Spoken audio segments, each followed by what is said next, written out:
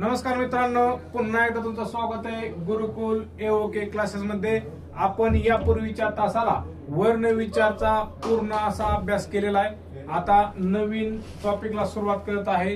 टॉपिकचं नाव आहे संधी. सगळ्यांना आवडणारा हा टॉपिक. जरी आवडत नसला तरी इथनं पुढे आता आवडायला सुरुवात करणार, कारण ती मी शिकवणार आहे. लगेच वेळ वाया न घालवता आपण प्रश्न काय आहे बघू.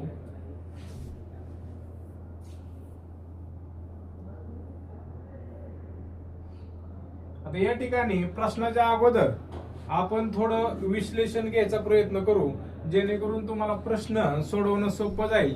सगळ्यात महत्वाचं आपल्याला संधी म्हणजे काय हे माहित पाहिजे. तर संधी म्हणजेच काय असतं? सांधणे. सांधणे म्हणजे काय असतं? जोडणे. म्हणजे संधी म्हणजे काय म्हणता येईल आपल्याला? सांधणे. आणि सांधणीचा अर्थ होतो जोडणे. या ठिकाणी आपण म्हणतो संधी म्हणजे काय, तर दोन पद असतात. त्या पहिल्या पदातील शेवटचा वर्ण आणि शेवटच्या पदातील पहिला वर्ण एकत्र येऊन संधी तयार होते. म्हणजे ज्यावेळेस दोन पद एकत्र येतात, पहिलं पद आणि दुसरं पद एकत्र येऊन संधी तयार होते. संधी कशी तयार होते? जसं आता तुम्हाला सांगितलं, पहिल्या पदातील शेवटचा वर्ण आणि शेवटच्या पदातील पहिला वर्ण असे एकत्र येऊन ही संधी तयार होत असते. तर संधीचं पुढचं बघू आपण काय विश्लेषण थोडं. या ठिकाणी संधीचे मुख्य 4 प्रकार दिलेत. किती? 4 प्रकार. प्रकार कोणते कोणते? स्वर संधी, व्यंजन संधी, विसर्ग संधी, पूर्वरूप संधी. आता ही पूर्वरूप उपरूप संधी जी आहे ती मराठीतील संधी म्हणून आपण त्यांना ओळखतो. या ठिकाणी आपण बघतोय की ज्यावेळेस स्वर संधी तयार होते त्यावेळेस पहिल्या पदातील शेवटचा वर्ण हा स्वर असतो आणि दुसऱ्या पदातील पहिला वर्ण हा देखील स्वरच असतो. तसं व्यंजन संधीमध्ये पहिल्यांदा व्यंजन आणि दुसऱ्या पदामध्ये व्यंजन किंवा स्वर असतं. तसं विसर्ग संधीमध्ये पहिल्या पदातील शेवटचा वर्ण हा विसर्ग असतो, तर शेवटच्या पदातील पहिला वर्ण हा व्यंजन किंवा स्वर असतो. आता या ठिकाणी बघा, पूर्वरूप संधी आणि पररूप संधी. आता या ठिकाणी उदाहरण दिले तुम्हाला समजायसाठी. जसं की पूर्वरूप संधीत काय होतं की पहिल्या पदातील शेवटचं जे वर्ण आहे, शेवटचा वर्ण आहे तो आहे असा राहतो आणि दुसऱ्या पदातील जे पहिला वर्ण आहे तो लोप पावतो. म्हणून या ठिकाणी त्याला आपण काय म्हणतो? पूर्वरूप संधी म्हणतो. तसेच पररूप संधी त्याच्या विरोधात पहिल्या पदातील जे शेवटचा वर्ण आहे तो लोप पावून शेवटच्या पदातील पहिला वर्ण आहे तो आहे असा राहतो. तुम्हाला आता मी काय म्हणतो ते कदाचित समजत नसेल, मी तुम्हाला या ठिकाणी डायरेक्ट समजून सांगायचा प्रयत्न करतो. जसे की या ठिकाणी बघा, चांगले असे असा एक शब्द आहे. म्हणजे ह्याचाच आपण काय म्हणतो? चांगलेशे. ही तयार कसं तयार होते बघा. आता या ठिकाणी शेवटचं काय आहे? ल अधिक ए अधिक ह्या ठिकाणी अ. आता आपल्याला ध्यानात येत आहे की ज्यावेळेस चांगलेशे तयार झालं त्यावेळेस अ लोप पावला आणि फक्त एच राहिला. हा ए ल वरती आला म्हणून चांगलेशे तयार झाले. म्हणजेच काय झालं? पूर्वरूप संधी तयार झाली. कारण दुसऱ्या पदातील अ हा या ठिकाणी लोप पावला. त्याचप्रमाणे या ठिकाणी कर अधिक ऊन ह्याचा आपण बघतो करून असा शब्द तयार होतो. हा करून शब्द तयार होताना हा र मधील अ लोप पावतो आणि उ कायम राहतो. म्हणजे दुसऱ्या पदातील जे पहिला वर्ण उ आहे तो आहे असा राहतो. म्हणून ह्या ठिकाणी ह्याला पररूप संधी असं म्हणतो. आता संधी ओळखण्याची ट्रिक तुम्हाला सांगतो, एकदम सोपं आहे. प्रत्येक वेळेस आपण काय गोष्टी न व्यवस्थित न वाचल्यामुळं अवघड करून ठेवतो. संधी ओळखणं एकदम असं सोपं आहे. कसं सोपं आहे बघा. एकमेकांना मिळणाऱ्या दोन वर्णापैकी मग अशी बघायला बघितलं, पहिल्या पदातील शेवटचा वर्ण आणि दुसऱ्या पदातील पहिला वर्ण. हा पहिला वर्ण म्हणजे पहिल्या पदातील जो शेवटचा वर्ण असतो ना तो जर स्वर असेल तर ही कसली संधी असते? आपली स्वर संधी असते. कसली? स्वर संधी. एवढं सोपं आहे ओळखणं. त्याचप्रमाणे एकमेकांना मिळणाऱ्या दोन वर्णापैकी जेव्हा पहिला वर्ण हा व्यंजन असेल, काय असेल, व्यंजन असतो, तर ही व्यंजन संधी म्हणून ओळखता येते आपल्याला लगेच. तसेच एकमेकांना मिळणाऱ्या दोन वर्णापैकी जेव्हा पहिला वर्ण विसर्ग असतो त्यावेळेस ही असते आपली विसर्ग संधी.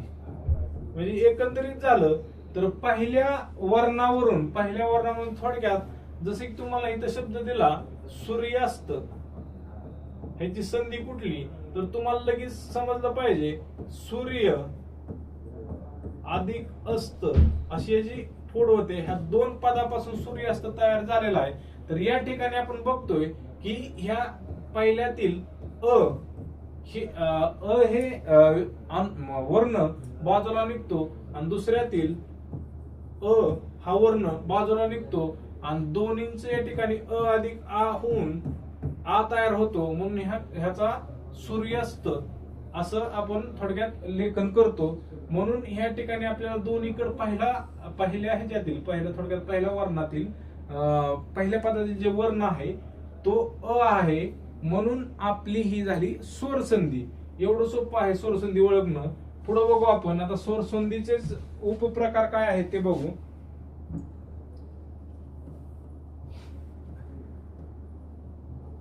आता स्वर संधीतला पहिला उपप्रकार आहे दीर्घत्व संधी. म्हणजेच दोन सजातीय स्वर एका पाठोपाठ एक आल्यानंतर त्याच सजातीय स्वरातील एक थोडक्यात दीर्घत्व स्वर, दीर्घ असलेला स्वर येतो म्हणून त्याला दीर्घत्व संधी असं म्हणतो. उदाहरणार्थ अ अधिक अ आल्यानंतर त्या ठिकाणी आ हा वर्ण किंवा आ हा स्वर येतो. या ठिकाणी अ अधिक आ आला तरी आच येतो, आ अधिक अ आला तर आच येतो, आ अधिक आ आला तरी आच येतो. ह्याचं उदाहरण बघितलं खाली आपण तर देवालयाची जर फोड केली आपण तर कशी होती बघा, देव अधिक आलय. मग ह्या ठिकाणी बघतोय आपण व ची फोड कशी असते, व अधिक अ. थोडक्यात इथून अ बाजूला निघतो आणि इथून आ बाजूला निघतो. मग इथं अ अधिक आ बरोबर आज तयार होतो. म्हणून ह्याच देव अधिक आलय ह्याची जर संधी केली एकत्र तर आपल्याला समजतं हे देवालय असा या ठिकाणी शब्द तयार होतो. त्याचप्रमाणे सजातीय स्वर ई आपण कोणत्या जोड्या बघतोय की सजातीय स्वराच्या अ आ ई उ उ. मग ह्या ठिकाणी ई चे पण आपण एखादं उदाहरण बघितलं तर या ठिकाणी गिरीशची लेखन, गिरीची जर फोड केली आपण कशी होती बघा, गिरी ह्या ठिकाणी र ला जी वेलांटी असते ती पहिली असते हे लक्षात ठेवा. म्हणजे थोडक्यात रस्व असते. आणि ईश मधील ई हा कधीही दीर्घ असतो. मग ह्यांच्यातून आपल्याला थोडक्यात इथून ई भेटला, कोणता रस्व ई भेटला गिरीमधून, आणि इथून ईश मधून दीर्घ ई भेटला. म्हणून ह्यांच्या एकत्रीकरणातून दीर्घ ई भेटतो आणि एकत्रित केल्यानंतर थोडक्यात संधी केल्यानंतर यांचा शब्द तयार होतो गिरीश. म्हणजे तुमच्या ध्यानात आलं असेल या ठिकाणी गिरीला ही पहिली वेलांटी आहे, परंतु ज्यावेळेस संधी होते कारण त्यात ईश मधील ई हा दीर्घ मिसळतो आणि म्हणून त्यांची संधी होताना हा दीर्घ ईच लिहिला जातो. ह्याचा फायदा आपल्याला जर बघितलं तर शुद्ध लेखनात सुद्धा होतो. कारण बऱ्याच वेळा शुद्ध लेखनासाठी शब्द येतो गिरीश आणि त्या ठिकाणी त्याला पहिली वेलांटी दिलेली असते आणि आपण तिथं त्याला टिक मार्क करतो बरोबर म्हणून आणि आपलं उत्तर चुकतं. त्यामुळे गिरीशला दुसरी वेलांटी असण्याचं कारण काय आहे हे सुद्धा तुम्ही लक्षात ठेवा. तुमची जर संधी बरोबर आली तुमचं शुद्ध लेखनाचा नियम ऑटोमॅटिक पाठ होत जातात. या ठिकाणी गिरीश हा दुसरीच वेलांटी, ह्याचं कारण तुम्ही ज्यावेळेस संधी तुमची पूर्ण क्लिअर होईल त्यावेळेस सांगू शकता. का तर ह्या ठिकाणी गिरीमध्ये ईश हा दीर्घ आहे आणि ही होणार ही दीर्घत्व संधीचं उदाहरण आहे. म्हणून गिरीश मधला ज्या ठिकाणी संधी कुठे होते, या ठिकाणी होते, हा दीर्घ आहे. चला पुढचं बघू काय, आता ऊच बघू. ऊच एक उदाहरण बघू. आता उदाहरण काय आहे बघा, गुरुरू. आता या ठिकाणी बऱ्याच जणांना माहित नसतं रू मध्ये पण दीर्घ रू आणि रस्व रू असतो. आपण बघितलं तर असा लिहिला जातो तो हा ऱ्हस्व रू असतो आणि या ठिकाणी हा दीर्घ रू आपण याला म्हणतो. तर गुरुरू ह्याची फोड होताना कशी होती बघा, या ठिकाणी गुरु हा ऱ्हस्व रू असतो आणि या ठिकाणी रू हा दीर्घ रू असतो. म्हणून या ठिकाणी जर बघितलं तर हा उ अधिक उ याचं उदाहरण आहे. या ठिकाणी उ आणि उ दीर्घ उ आल्यानंतर ह्याचं एकंदरीत दीर्घ उ तयार होतो आणि ज्यावेळेस एकत्र संधी तयार होते ह्याच रूपांतर या ठिकाणी आपण गुरु रू असं करतो. आणि यावेळेस ध्यानात ठेवायचं ह्या ठिकाणी आलेला रू हा दीर्घच पाहिजे, या ठिकाणी आलेला रू हा ऱ्हस्व असतो. कारण ज्यावेळेस त्याला उ मध्ये उ अधिक उ असा जोडला जातो त्यावेळेस तिथं दीर्घ उ तयार होतो. म्हणून गुरुरू मधला रू देखील काय असतो, दीर्घ असतो. हे लक्षात ठेवा. हा सगळ्यात महत्वाचं बघा, बऱ्याच ठिकाणी तुम्हाला ईश, ईश्वर, इच्छा, इक्षण आणि त्याचप्रमाणे उन, उर्मी, ऊर्जा, ऊर्जित असे प्रत्यय जोडून शब्द आलेले असतात किंवा दुसरे पद नेहमी बऱ्यापैकी फसवण्यासाठी ही दिलेले असतात. ह्यात हे शब्द आहेत जसेचे तसे लक्षात ठेवा. कारण ईश, ईश्वर, इच्छा, इक्षण ह्यातील ई आहे तो कायम दीर्घ असतो. त्याचप्रमाणे उन, उर्मी, ऊर्जा आणि ऊर्जित ह्या शब्दातील उ आहे तो देखील कायम दीर्घ असतो. त्यामुळे शब्द महत्वाचे आहेत, लक्षात ठेवा. आता पुढे बघा, स्वर संधीतला दुसरा प्रकार गुणादेश संधी. आता गुणादेश संधीची व्याख्या काय आहे लक्षात ठेवा. अ किंवा आ या स्वरापुढे विजातीय स्वर आल्यास, ई किंवा ई आल्यास त्याबद्दल ए तयार होतो. उ किंवा उ आल्यास त्या दोघांच्या एकत्रीकरणाबद्दल ओ तयार होतो. तसंच रू आल्यास त्या दोघांबद्दल काय होतं, अर तयार होतो. हा अरचा पाय मोडलेला असतो, ध्यानात ठेवा. अर असं असतं, अर तयार होतो कारण र हा पुढच्या वर्णामध्ये मिसळतो, त्यामुळं र चा पाय मोडलेला असतो. या प्रकाराला आपण काय म्हणतो, गुणादेश असं म्हणतो. आता त्याचं उदाहरण जर बघायला म्हणलं तर या ठिकाणी बघा, राम अधिक ईश्वर. जसं की तुम्हाला आता मगाशी सांगितलं, ईश्वरचा ई हा कायम दीर्घ असतो. आता या ठिकाणी बघू, इथं राम मधला म मधून अ निघतो, या ठिकाणी ई होतो. आता आपल्याला काय सांगितलंय, ई किंवा ई आल्यास म्हणजे ई किंवा ई आल्यास अ च्या पुढं ह्या दोघांबद्दल ए तयार होतो. काय होतो, ए तयार होतो. म्हणून या ठिकाणी राम नंतर इथं ए येतो. म्हणजे इथे जर आपण संधी केली त्याची तर रामेश्वर अशी संधी तयार होते. त्यामुळं ही संधी सुद्धा महत्वाची आहे. बऱ्याचशा परीक्षेमध्ये ही संधी विचारली जाते. त्यामुळं गुणादेश संधी ही आपल्याला लक्षात असणं गरजेचं आहे. तसेच आता गुणादेश संधीबद्दल अजून उदाहरण बघू. ओ असल्या म्हणजे थोडक्यात ओ कसा तयार होतो, अर कसा तयार होतो याचं एक उदाहरण खाली बघू आपण. आता या ठिकाणी बघा, अ किंवा आच्या पुढं उ आल्यास त्या दोघांबद्दल ओ तयार होतो. तर उदाहरण काय आहे बघा, चंद्र अधिक उदय ह्यांची जर आपण फोड केली तर कशी होते, चंद्र अधिक उदय. आता उदय मधला हा उ आहे, हा ऱ्हस्व उ असतो, हे ध्यानात ठेवा.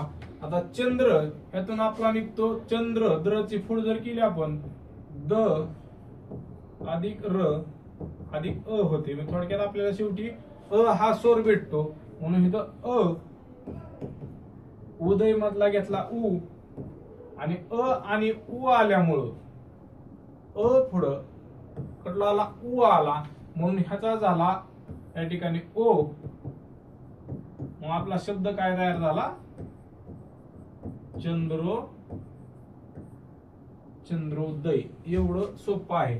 अजून ह्याचं जर तुम्हाला अजून विश्लेषण थोडक्यात जर कसं जोडलं जातं जर सांगायचं म्हणलं तर या ठिकाणी बघा, यातील चंद्र ज्यावेळेस आपण फोड केली ना त्यातला अ काढला होता, हा अ बाजूला काढला, हा उ इकडून घेतला होता, हा पण काढला. मग आपल्याकडे काय राहिलं बघा, आता चंद अधिक द अधिक र राहिला होता. मग अधिक आपण काय केला, ओ केला, बरोबर. हा ओ घेतला आणि इकडे काय राहिलं होतं, द राहिलं होतं. मग आपल्याला हा तर पूर्ण झाला, लेकिन ही काय आपलं द अधिक र अधिक ओ ह्याचं तयार काय झालं आपलं द्रो, म्हणजे थोडक्यात चंद्र अधिक थोडक्यात चंद्रो आणि हा दय असा चंद्रोदय एकत्रित आपला शब्द तयार झाला. आता पुढचा बघू. पुढच्या नियमानुसार थोडक्यात रु आल्यास अर होतो. ह्याचं एक उदाहरण बघा काय आहे.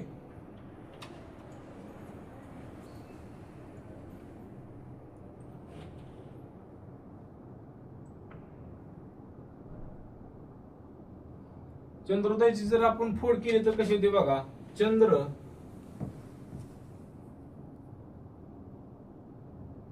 सॉरी तेच रिपीट झालं.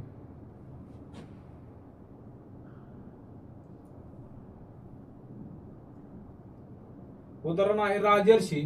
राजर्षी जर आपण फोड केली तर कशी होती बघा. राजा अधिक ऋषी. मग राजा अधिक ऋषी ह्यातून जर आपण स्वर बाजूला काढले तर आपल्याला समजतं या ठिकाणी राजामधील आ बाजूला निघतो आणि इथला रू बाजूला निघतो.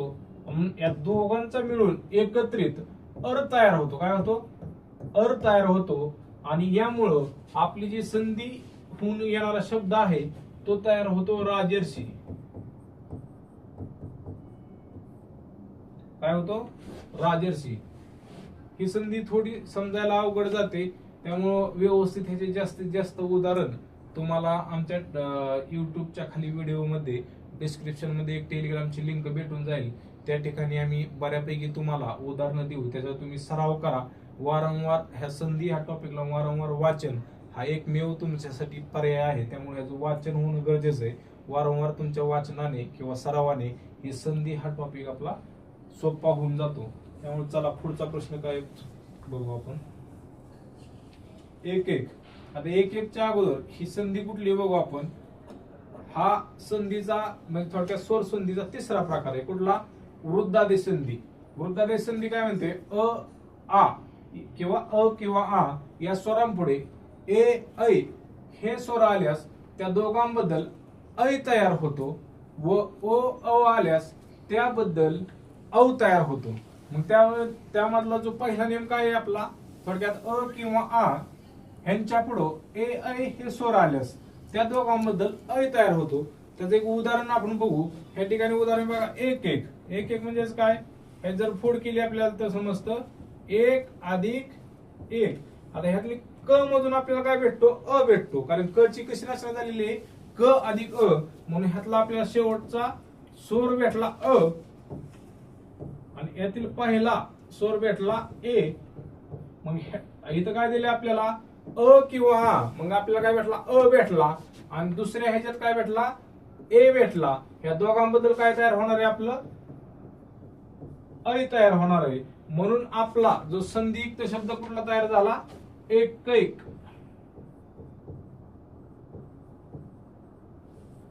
आता या ठिकाणी बघा बरेच जण एक एकला एक मात्रा देतात तर एक मात्रा नसतो एक एकला दोन मात्रे असतात. ते कशामुळे असतात कारण अ आणि ए एकत्र आल्यानंतर ऐ अशी संधी तयार होते. म्हणून एक एकला कधीही दोन मात्रे असतात. पुढचा नियम काय आहे बघा. यातलाच 2 नंबरचा नियम वृद्धादेश संधीतलाच. या ठिकाणी बघा आता दुसरा नियम काय सांगतोय की अ किंवा आ मध्ये ओ किंवा अ आल्यास म्हणजे ते मिसळल्यास त्याबद्दल औ तयार होतो. आता या ठिकाणी बघा जलोग. जलोगची जर आपण फोड केली तर कशी होते बघा जल अधिक ओ. आता यातून आपल्याला भेटतो अ आणि दुसऱ्या पदातून भेटतो ओ. ह्या नियमानुसार जर आपण अ आणि ओ एकत्र केले तर आपल्याला औ हा स्वर या ठिकाणी भेटतो. म्हणून आपला जो शब्द तयार होतो तो तयार होतो जलोग.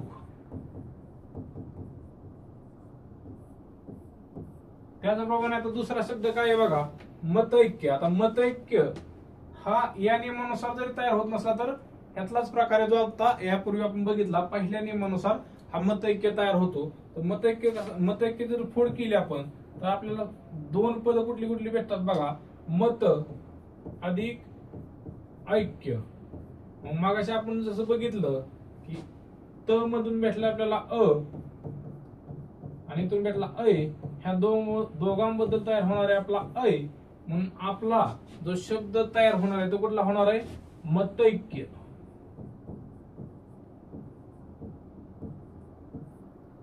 मतैक्यावर 2 मात्रे असणार हे ध्यानात ठेवा. पुढचा बघू आता प्रकार आपण. पुढचा प्रकार, चौथा प्रकार काय आहे आपला? यनादेश संधी. यनादेश संधी कधी होते बघा? इ उ रु, म्हणजे ह्यात इ उ रु दीर्घ पण असेल, म्हणजे थोडक्यात इ उ रु ह्रस्व किंवा दीर्घ यांच्या पुढे विजातीय स्वर आल्यास ई बद्दल ए तयार होतो. काय होतो? ई बद्दल ए तयार होतो. तसंच उ किंवा उ आल्यास त्याचा व तयार होतो. आणि त्याचप्रमाणे रु आला तर त्याचा र तयार होतो. कधी? ई उ रु यांच्या पुढे विजातीय स्वर. मगाशी आपण बघितलं सगळ्या सुरुवातीला सजातीय स्वर म्हणजे ती दीर्घत्व संधी होत होती. ह्या ठिकाणी विजातीय स्वर मध्ये काय होती आपली? यनादेश संधी. ती पण कुठल्या? फक्त ई उ रु याच्याशी निगडीत आहे. तर त्यावर आपलं पहिलं उदाहरण काय आहे बघा या ठिकाणी? अत्यानंद. अत्यानंद जर फोड केली आपण तर आपल्याला फोड काय भेटते बघा?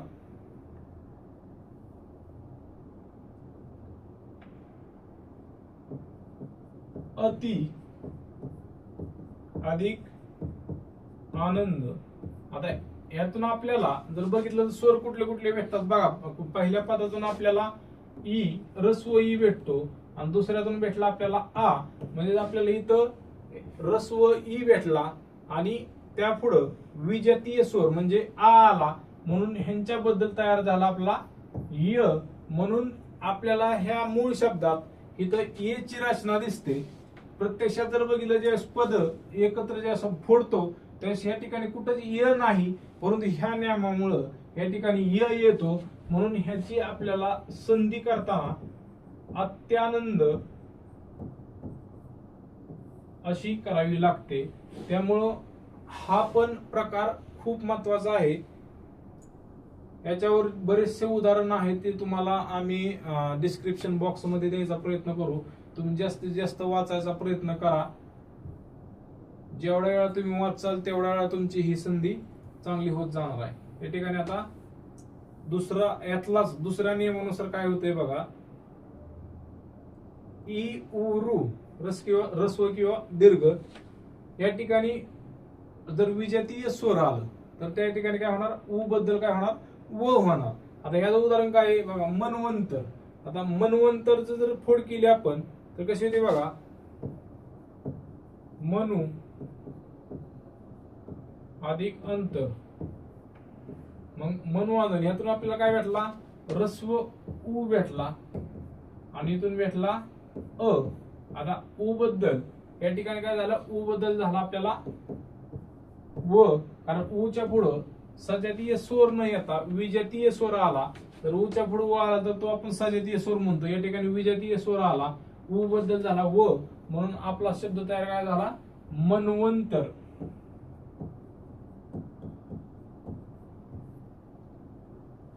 याचप्रमाणे आता पुढच्या नियमानुसार काय या ठिकाणी उदाहरण बघा? रु बद्दल र वर्ण तयार होतो, म्हणजे विजातीय स्वर आल्या रु बद्दल र तयार होतो. तर ह्याची जर फोड केली आपण पितृर्थ तर याची फोड कशी होती बघा? पितृ अधिक अर्थ. आता या ठिकाणी आपल्याला भेटला रु, पहिल्या पदातून भेटला रु, दुसऱ्या पदातून काय भेटला आपल्याला?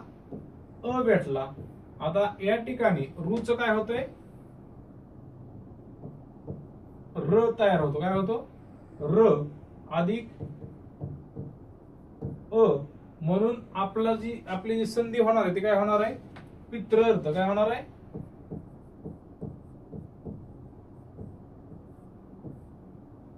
अशी या ठिकाणी आपण संधी बघतोय. आता या पुढचा टाईप बघू आपण.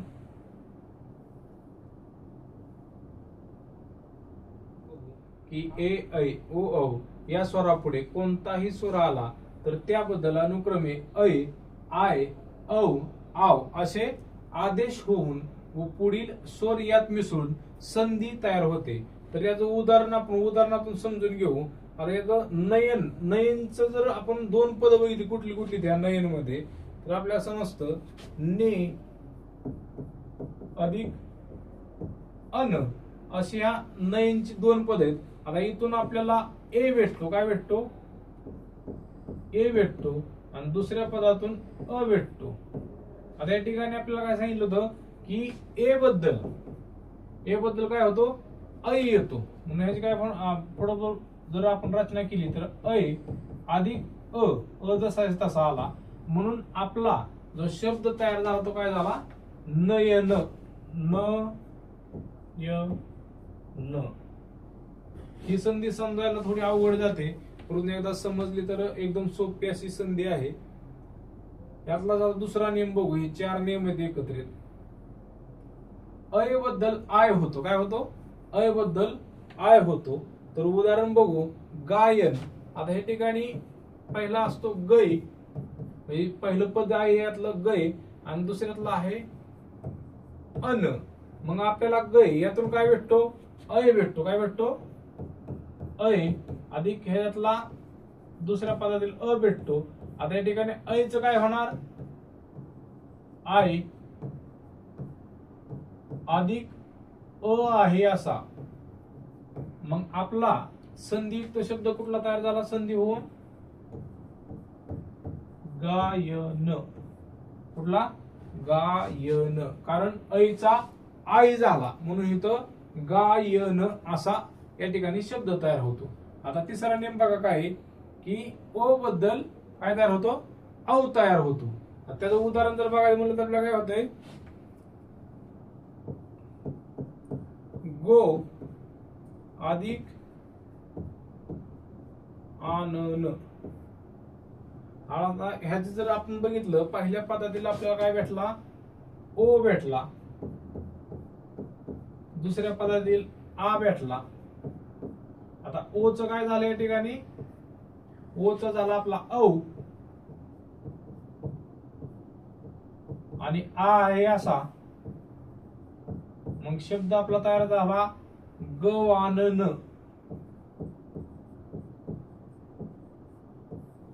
काय तयार झाला शब्द आपला? गवानन. आता शेवटचा नेम बघा. औ बद्दल काय होतं आपला तयार? आव तयार होतो.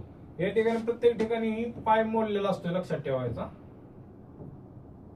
कारण पुढच्या वर्णामध्ये मिसळण्यासाठी किंवा पुढच्या स्वरामध्ये मिसळण्यासाठी ह्याला पाय मोडलेला असणं गरजेचं असतं. आता इथे बघा नाविक. नाविकची फोड जर केली आपल्याला नऊ अधिक इक. आता इक मधील हा ई आहे, हा रस्व असतो, हा लक्षात ठेवा. आता यातून काय भेटतो आपल्याला? पहिल्या पदातून औ भेटतो, काय भेटतो? औ. आणि दुसऱ्या पदातून आपल्याला रस्व ई भेटतो. ह्या औचा आव तयार होतो, काय होतो? आव आणि ई आहे असा रस्व ई. मग एकंदरीत आपला शब्द काय तयार होतो? संधी झाल्यानंतर नाविक. नाविकला कधीही ही पहिलीच वेलांटी असते. का तर इक हा जो प्रत्यय लागला या ठिकाणी आपला, ह्याला जो ई आहे तो रस्व आहे. त्यामुळे नाविक मधील जी वेलांटी आहे ती पहिली येते. शुद्ध लेखनाला देखील हा शब्द बऱ्याचशा वेळा येतो, आपला तो चुकतो. त्यामुळं हा जर नियम तुमच्या लक्षात राहिला तर तो शुद्ध लेखनाचा सुद्धा शब्द तुमचा चुकणार नाही. अशा प्रकारे आपण स्वर संधीचे सगळे जेवढे प्रकार, मुख्य प्रकार, उपप्रकार, तसेच सगळ्या सुरुवातीला आपण संधी कशी ओळखायची ह्याची ट्रिक पण तुम्हाला सांगितलेली आहे. की पहिल्या पदातील शेवटचा वर्ण जर आपला स्वर असेल तर स्वर संधी, शेवटचा पहिल्या पदातील शेवटचा वर्ण जर आपला त्या ठिकाणी व्यंजन असेल तर ती व्यंजन संधी, आणि शेवटच्या पदातील शेवटचा वर्ण हा पहिल्या पदातील शेवटचा वर्ण हा विसर्ग संधी असेल तर आपली ती विसर्ग संधी असते. ह्या संधीचे उपप्रकार एकदा तुम्हाला मुख्य प्रकार समजले, उपप्रकार ऑटोमॅटिक समजून जातात. ह्याला तुमचं वाचन असणं गरजेचं आहे. अशाच व्हिडिओसाठी तुम्ही आपल्या चॅनलला योग्य क्लासला आजच लाईक करा, सबस्क्राईब करा आणि बाकीचेही व्हिडिओ आपले दररोज सकाळी 8 वाजता आणि संध्याकाळी 7 वाजता पडत असतात। सामाजिक शास्त्रावरती तसेच आपले गणित, बीजगणित, भूमितीवरती चांगले चांगले क्वालिटीचे व्हिडिओ आपण टाकतोय। तरी वेळोवेळी तुम्ही अपडेट राहा आणि सकाळचा अर्धा तास आणि संध्याकाळीचा अर्धा तास असे दररोजचे मिळून फक्त 1च तास द्या। तुमची TET ही पात्र झाल्याशिवाय राहणार नाही। धन्यवाद।